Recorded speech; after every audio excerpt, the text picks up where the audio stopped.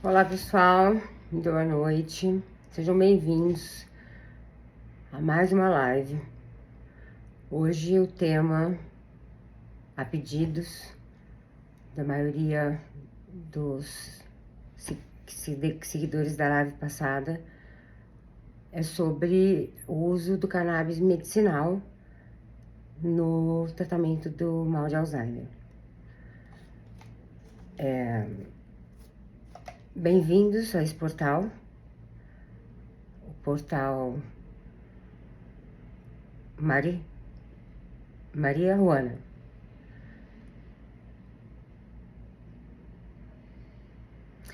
Olá pessoal, muito boa noite, sejam bem-vindos ao portal Maria Juana, para mais uma live sobre cannabis medicinal. Hoje vamos falar da cannabis medicinal no tratamento do mal de Alzheimer, segundo o tema mais escolhido na live passada.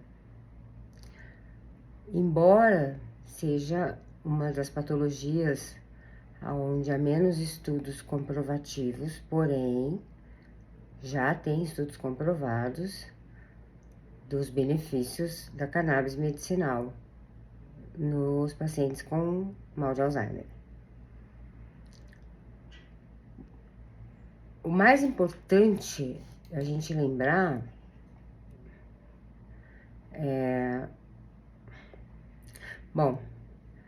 que vocês continuem dando sugestões, críticas, dúvidas. Eu vou respondendo conforme for aparecendo, conforme eu for conseguindo responder. Se não, depois eu respondo em alguns tópicos. Só a gente discutindo, conversando, falando, que a gente vai conseguir desmistificar o uso do cannabis, derrubar esse tabu,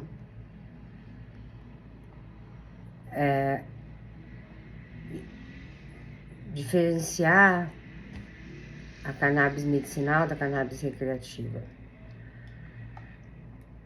E para quem não sabe, o Alzheimer, ele é uma doença cognitiva, degenerativa, e que acomete sobretudo os idosos, tendo como principal sintoma a perda progressiva da memória e das funções cognitivas. Funções cognitivas é quando o ser humano ele não consegue desenvolver suas capacidades intelectuais e emocionais, como assim, linguagem, pensamentos, memórias, raciocínio, capacidade de compreensão, de percepção. Estima-se atualmente que 44 milhões de pessoas pelo mundo tenham Alzheimer. As projeções mostram um aumento exponencial em 2030, grave, aonde devemos chegar por volta de 75 milhões de portadores de doença e 135 milhões em 2050. Isso devido ao aumento da expectativa de vida também. Segundo um relatório mundial sobre o mal de Alzheimer, divulgado pela Associação Brasileira do Alzheimer, aponta que a desinformação da população em relação à demência, de forma geral, é alarmante. Nem toda demência é Alzheimer, embora a maioria das demências são Alzheimer, chega a 70%. 2/3 da população abordada e entrevistada nesse estudo acreditam que a demência é normal e faz parte do envelhecimento. Isso significa a tamanha falta de orientação sobre o tema e prejudica muito no diagnóstico precoce e o tratamento adequado. O envelhecimento, sim, pode causar demência, esquecimento, mas não prejuízo à vida do indivíduo, como no caso do Alzheimer. Como que eu distingo o que é demência e o que é Alzheimer. A demência é quando o paciente, por exemplo, ele sabe que ele foi casado ou é casado. Ele descreve a esposa, mas ele não lembra o nome dela. De repente, alguns instantes depois, ele lembra. Ou ele vai contar algum fato para alguém, ele esquece, mas quando ele faz a trajetória de volta, ele lembra e volta e conta. Certo?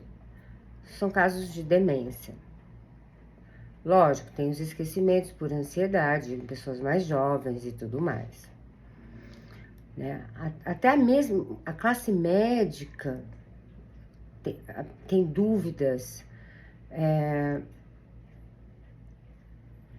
para dar o diagnóstico adequado, para afirmar se é uma demência ou se é um Alzheimer, certo?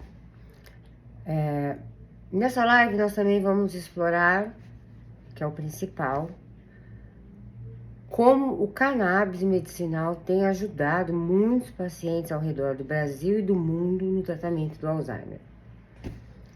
Vários vídeos e relatos podem ser vistos na internet sobre o antes e depois do uso de cannabis no paciente com Alzheimer, e é emocionante.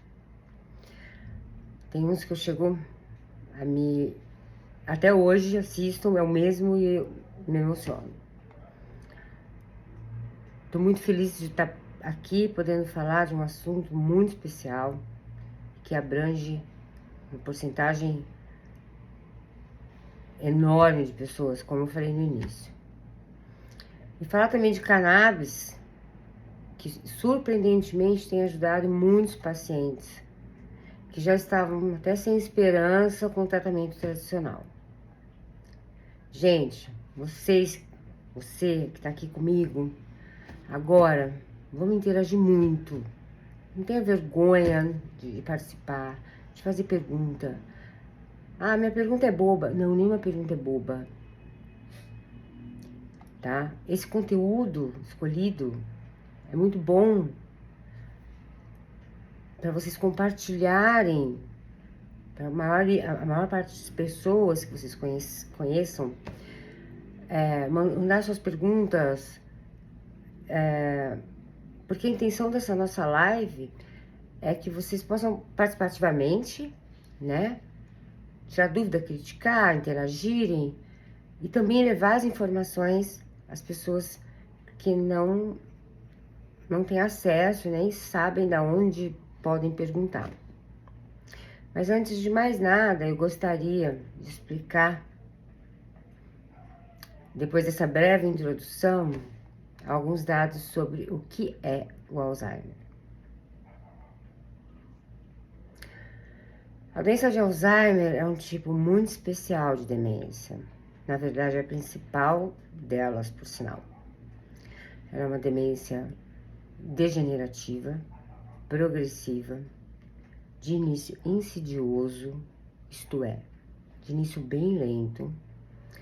Então, quando a gente vai fazer um diagnóstico de demência, basicamente, no Alzheimer, a gente vai ter um transtorno cognitivo, principalmente associado a outros transtornos, como transtornos de linguagem, alteração de função executiva, como alteração comportamental, alteração de habilidade.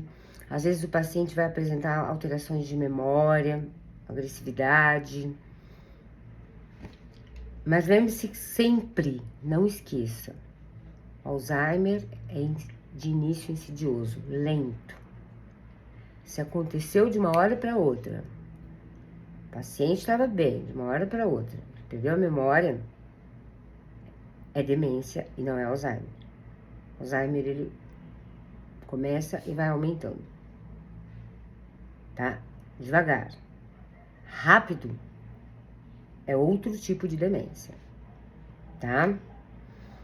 Uma patologia que acontece de um dia para o outro, o paciente dormiu bem, acordou completamente confuso, não é Alzheimer. Embora a medicina não seja matemática, existem exceções.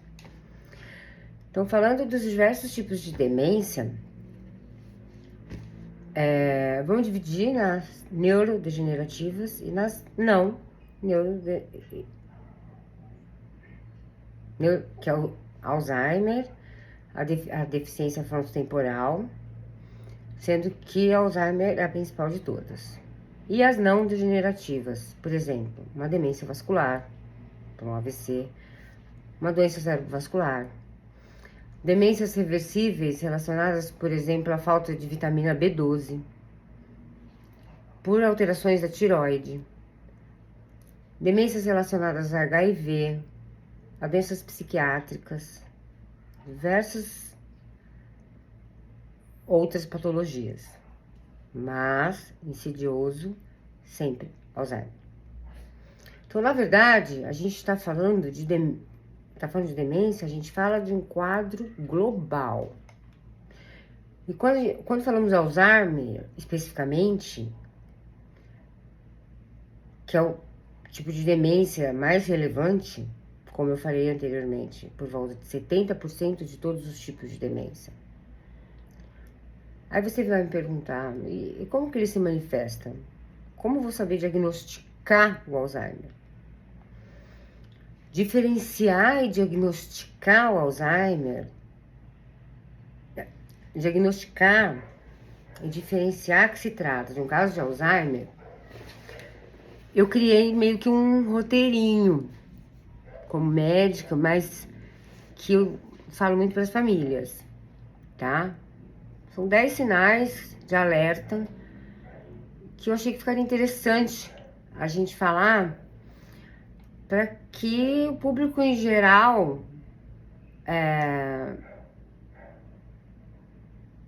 saibam fazer esse testezinho, porque quando nós médicos falamos em uma perda da memória, alteração de função executiva, apraxia, etc., para nós é uma coisa. E para a população leiga, fica muito técnico. E esse roteirinho, ele é bem prático, tá? Principalmente, vocês vão ter que ver as seguintes alterações. Primeiro, diferenciando o que seria normal para a idade e o que não seria normal para a idade. Por exemplo, a perda da memória. Tipo, esquece o nome. Ele lembra que foi casado, igual eu expliquei. Descreve a pessoa, mas não lembra o nome de jeito nenhum. Aí vai fazer uma outra coisa, lembrou o nome. Isso é comum do envelhecimento, tá? Segundo, esquecer de um compromisso, aí depois ele lembra, e aí ele lembra ainda pior, que ele marcou um outro compromisso no mesmo horário. Isso também é comum no esquecimento. Mas atenção, quando você começa a ter uma alteração de memória, quando você percebe que o paciente começa a ter uma alteração de memória, que vai perturbar a vida cotidiana dele, é um sinal de alerta. Então, por exemplo, o paciente começa a esquecer datas importantes, eventos importantes, informações importantes que ele você acabou de aprender. Começa a repetir histórias, pergunta várias vezes a mesma coisa, ou porque ele não lembra, ou porque ele não lembra da resposta. Aí começa a não conseguir mais fazer as coisas que fazia antes. Então isso é uma questão de alerta em relação à questão da memória. Outro sinal de alerta, de atenção, que é muito importante, é com relação ao planejamento e a resolução de problemas. Então é claro que, por exemplo, uma pessoa com uma certa idade, ela vai ter uma dificuldade de gerenciar finanças, contas domésticas, mas de uma forma eventual. Mas agora, quando você percebe que essa pessoa realmente começa a esquecer de pagar a conta, tem dificuldade com o dinheiro, dificuldade, por exemplo, com listas, ele não consegue mais manter o controle das contas, vai ter dificuldade de trabalhar com números, daí começa a demorar mais tempo para fazer as coisas. Isso também é um sinal de alerta. Então, a gente tem que começar a ficar desconfiado que pode ser uma patologia. Por exemplo, dificuldade nas tarefas que são familiares para ele. Normalmente, ele dirigia para ir para casa sozinho, para casa da filha, era uma coisa rotineira. Ele começa a ter dificuldade de voltar para casa ou para ir para onde ele ia. Ele começa a se perder. Ele gostava de jogar uma biribinha com a família e ele começa a esquecer as regras. Começa a ter dificuldade de fazer as coisas que são habituais, né?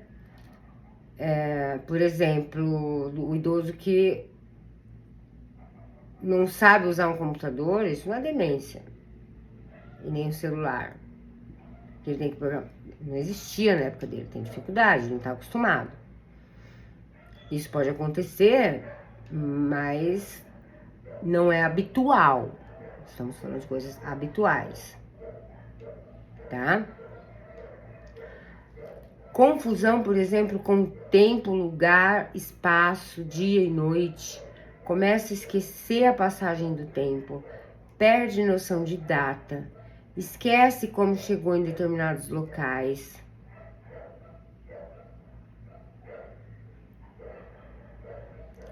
Já é sinal de levantar a bandeira vermelha.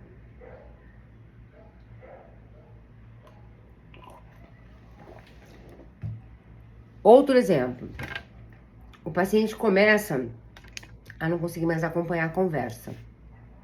Ele começa a ficar meio alheio, porque ele não consegue acompanhar o que está acontecendo. E aí ele para de conversar no meio da conversa. Ele não consegue seguir o fio da meada. Começa a repetir o que ele estava falando antes. Vai ter dificuldade de nomeação.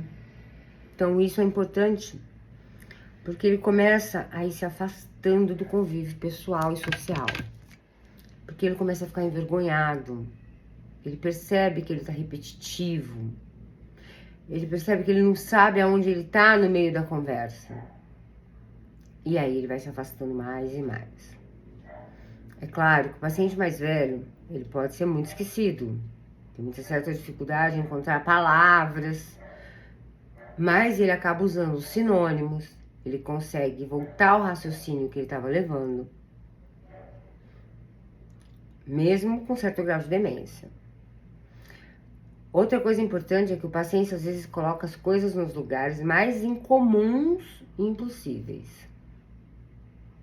Eu tive um paciente, isso foi um caso que aconteceu, meu mesmo, que a família me disse que ele pegou um frango cru, que ela ia preparar, acho que pro jantar, almoço, e ele colocou no armário. Ninguém achou o frango. Com o tempo, um cheiro ruim. E a funcionária da casa achou o frango dentro do guarda-roupa dele. Então, que é um lugar mais inusitado de colocar um frango.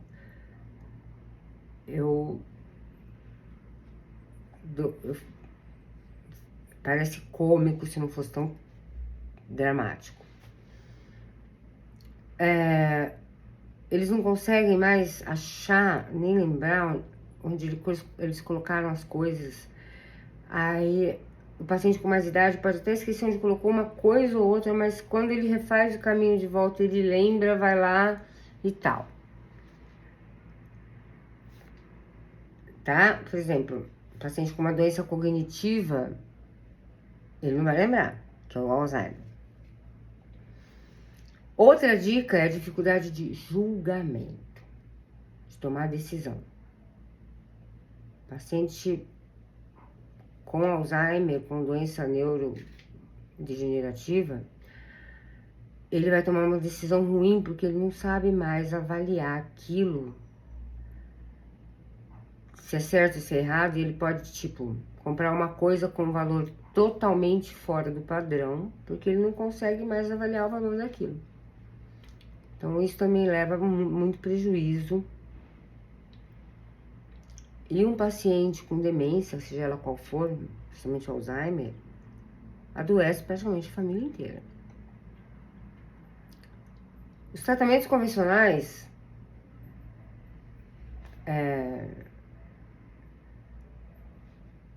eu cito,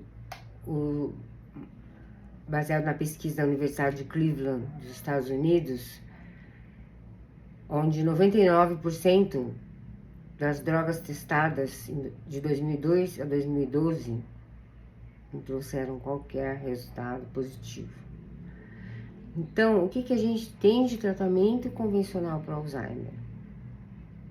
A gente usa duas famílias de medicamentos que a gente chama de anticolinesterásicos. Era o que a gente tinha. Que são medicamentos que só aumentam o suporte, vamos dizer assim, o aporte, tá? E a diacetilcolina, que é um neurotransmissor importante para a memória. E os nomes dessas medicações são conhecidas: rivastigmina, galantamina, donepezila. E são remédios que estão aí há muitos anos. E temos uma outra medicação que é usada, mas já para uma fase tardia da doença, que já é a fase moderada grave. E esses são os medicamentos básicos para a doença agora. Agora, é claro que se usa um medicamento, por exemplo, para as alterações neuropsiquiátricas da doença. Que você vai usar um indutor de sono para insônia, você usa antidepressivos para a depressão, você usa um antipsicótico para alucinação, para delírio, para alteração, agitação. Que são drogas emprestadas, digamos assim, da psiquiatria, que a gente usa para o Alzheimer, que é a única opção que a gente tem. Em 2013, em um congresso fora do Brasil, foi apresentado novos medicamentos, que na época não era bem uma medicação, e sim anticorpos. E eles seriam usados, na verdade, para o controle de uma proteína, beta-amiloide, que é uma das causas do Alzheimer. No dia seguinte do congresso, foi enviado um e-mail para todos que foram, que ela não ia ser lançada por conta do custo-benefício. Bom, doutora, a senhora falou, você falou, e cadê o cannabis? Então vamos lá. Agora que a gente já introduziu sobre demência, eu queria começar a falar sobre a cannabis no Alzheimer. Para quem tá chegando agora na live, seja bem-vindo. Sou a doutora Daniela Siqueira.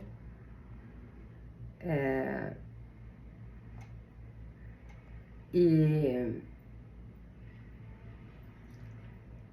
a questão em si agora é: iniciarmos sobre usar ou não cannabis medicinal no Alzheimer. Então eu vou falar como iniciou a cannabis medicinal na minha vida primeiro, pra gente chegar lá. O que nós temos de estudos com comprovação científica, existe sempre muita cobrança sobre esse assunto, né? Isso é que acontece hoje, a grande discussão em relação aos colegas que eles querem estudos robustos do cego. Eu sei que existe uma certa pressão em relação a isso, mas o que a gente observa é que temos estudos de bancada. A gente tem estudo em ratos mostrando várias possibilidades de atuação do cannabis no Alzheimer. Então, por exemplo, a gente sabe que a cannabis, ela diminui a inflamação e a neuroinflamação. E sabe que todas as doenças neurodegenerativas, neuroinflamatórias. Sabemos que a cannabis, ela é antioxidante. E a gente sabe, então, que existe também oxidação celular nesses casos dessa demência. A gente sabe que a cannabis atua nos receptores canabinoides. Eu mesma fui saber, depois de 24 anos de formado, que a gente tinha um sistema endocannabinoide, que por sinal é um dos maiores do nosso organismo. E que nós produzimos canabinoides, CB1 e CB2. CB1 principalmente no cérebro. Então, se a gente tem um sistema endocannabinoide com receptores para canabinoides, tem uma explicação. O que acontece que com a idade essa produção diminui, né? Por isso, tanta patologia neurológica ligada a sendo beneficiada com o tratamento de cannabis. O CB1, que está no sistema nervoso central,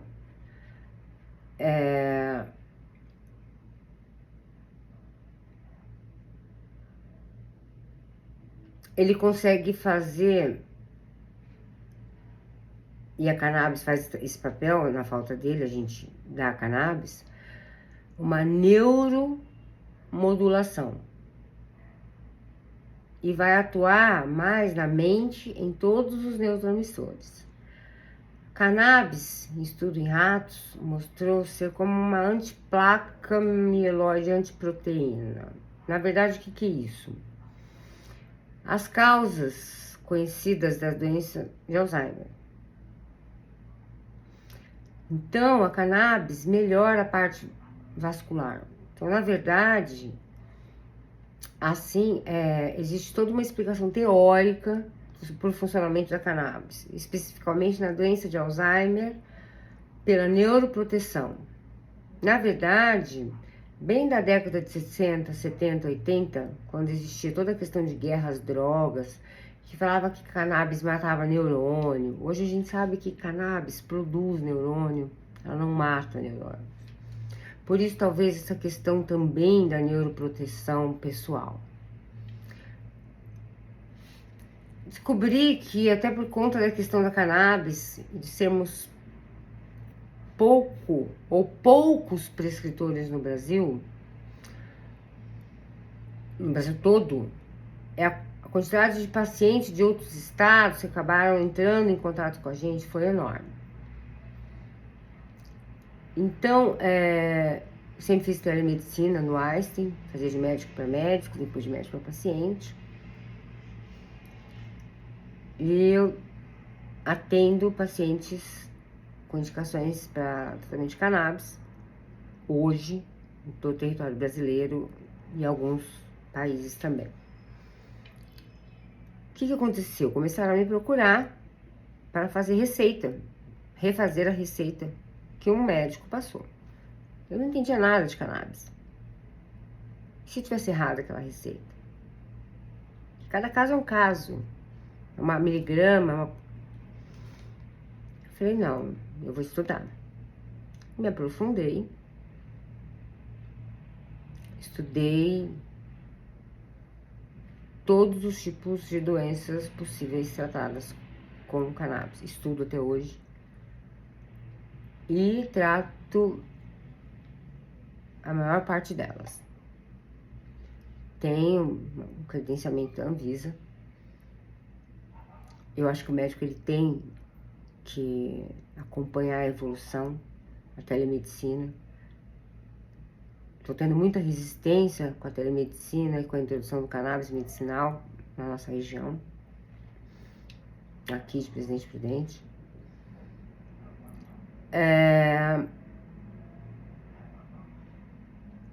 E quando descobriram que eu fui atrás, que eu comecei a tratar, eu assustei a quantidade de pessoas à procura desse tratamento,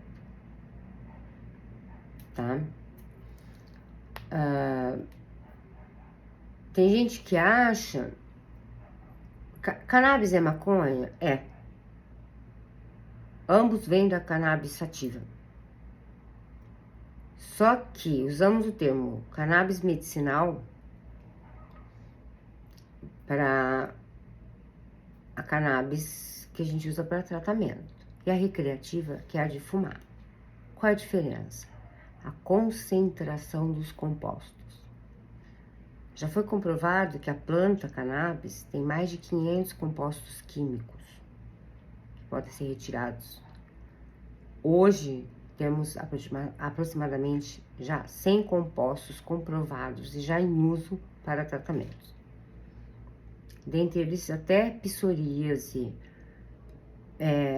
esclerose lateral amiotrófica, insônia, depressão, transtorno bipolar, enfim, uma variedade infinita.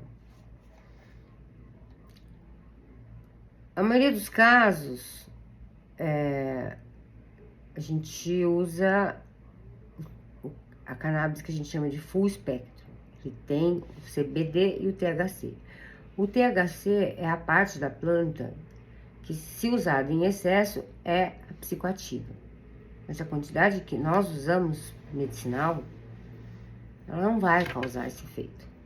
Então, é totalmente seguro.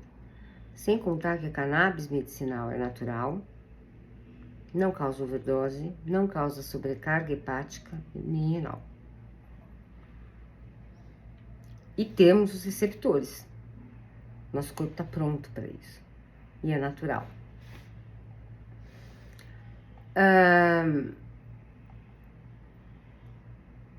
Acontece, a gente não tem, como eu falei antes, estudos importantes com relação ao THC no Alzheimer.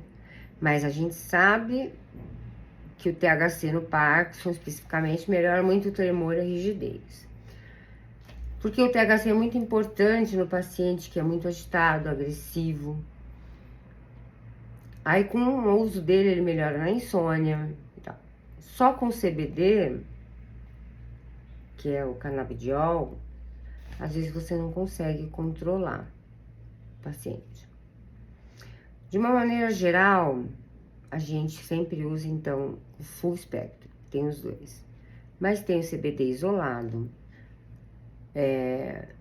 tem em formas de gummy, tem em formas de creme, mas o que a gente mais usa é o óleo, né? E o tratamento sempre começa do menos para o mais. Começa com determinada quantidade, vai aumentando. Se for possível, ir tirando a medicação alopática do paciente, se ele conseguir ficar sem, ninguém tá contra.